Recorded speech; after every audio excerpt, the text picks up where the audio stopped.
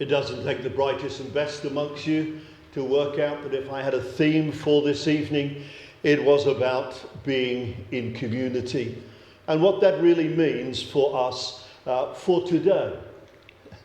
Little did I know when I began to do my preparation that there would be great deliberation this week as to what defines a gathering as opposed to a party.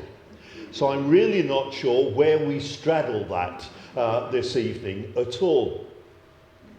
Being community has become one of the things that is really important. And so I've been wondering what it is that helps shape and define what a community is. Now, there are, of course, some things that always hold us in common.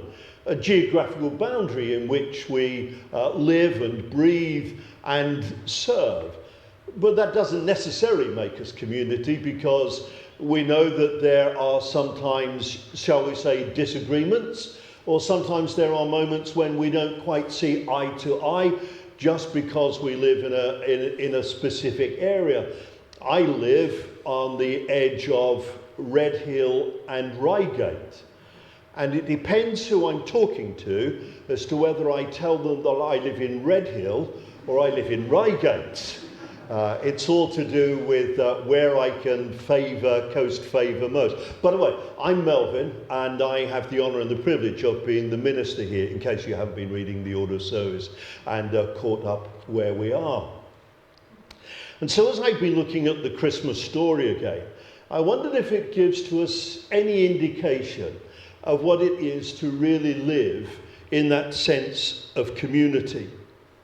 And I understood that weaving its way all the way through the narrative of the Christmas story are individual groups of people who in one sense would see themselves as being a community.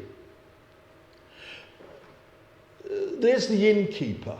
Now, the poor guy, well, I'm guessing it's a guy because that's only how we would refer to him these days. Maybe I'm doing his wife a grave injustice in presuming that it was him that ran the business. But him and his wife, and the reality is that his family would have been running this small establishment. He would have been building, by and large, a community of those who were consumers of what he had to offer.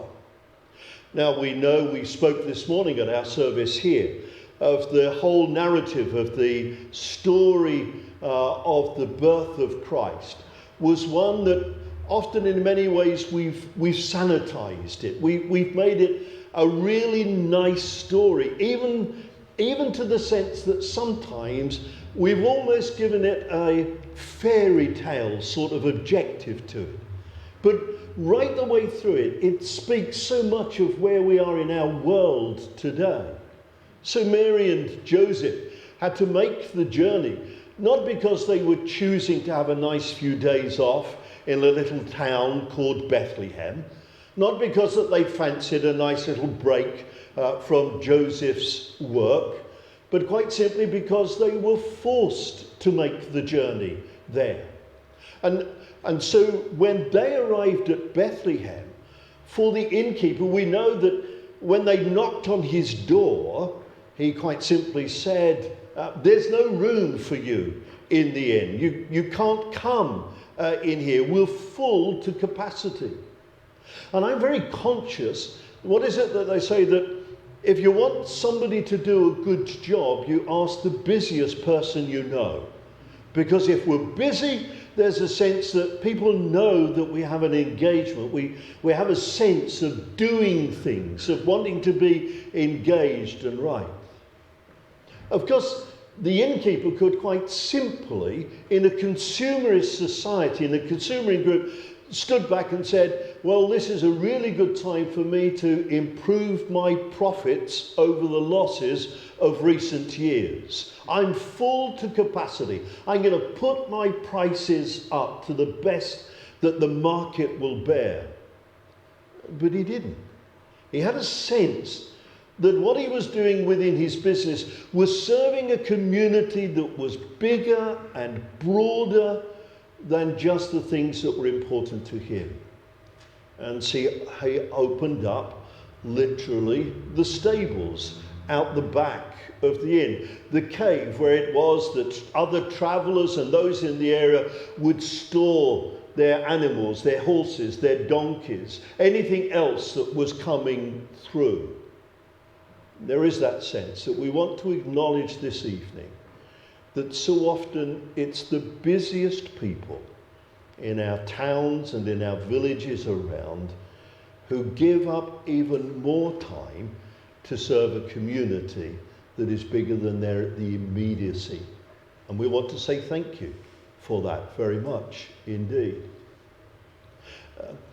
I love the fact that within the story of the birth of Christ, there's all sorts of oddball characters that we find. The shepherds are a community in every sense of the word. They lived together. They always went everywhere together. They were not highly paid.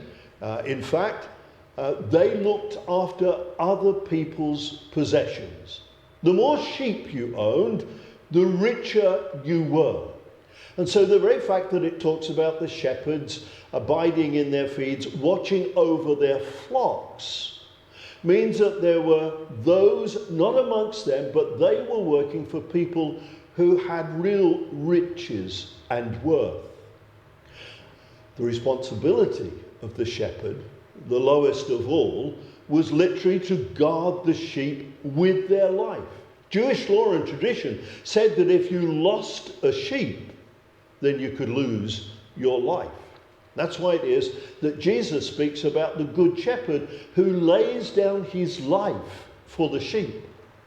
It was an onerous responsibility with little reward that they carried. What's more than that, I think that they're included in the narrative of the birth of Christ, because we rarely understand that they were marginalized in their community. They literally were seen as the most untrustworthy individuals that were there. Again, Jewish law said that there were only two calibers of people who could not bear witness to the truth in a court. And I'm treading on eggshells here, Madam Chairman, because one of the categories was women. Now, I'm sure, there were reasons, and I'm not going to get into it. But the second category were shepherds. You couldn't trust them for anything at all. In fact, there's an old Jewish proverb that says that if a flock of sheep came through your village, you needed to remove your washing from the line because it wouldn't be there by the time the shepherds had left the village. They were so untrustworthy. They were so marginalized. Here for me is the amazement. Here for me is the wonder. The shepherds' fields in Bethlehem were the very place where the lambs that were going to be taken to the temple in Jerusalem were bred. There's an irony there, isn't there? That says the lambs that were offered for slaughter at the high priest in the high temple in Jerusalem were looked after by people who were untrustworthy and who were marginalized in community. Woe betide us if we think that anyone is unworthy of offering service.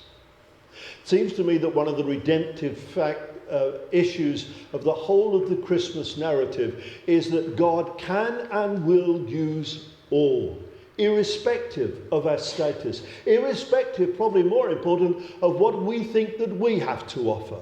For the vast majority of us, I guess if we were to write down a CV of what we think we're capable of, service would not come very high on that. Most of us would look at what we do and say we don't do it very well, and we're not very good at it, and there's always somebody else that will do it better than us.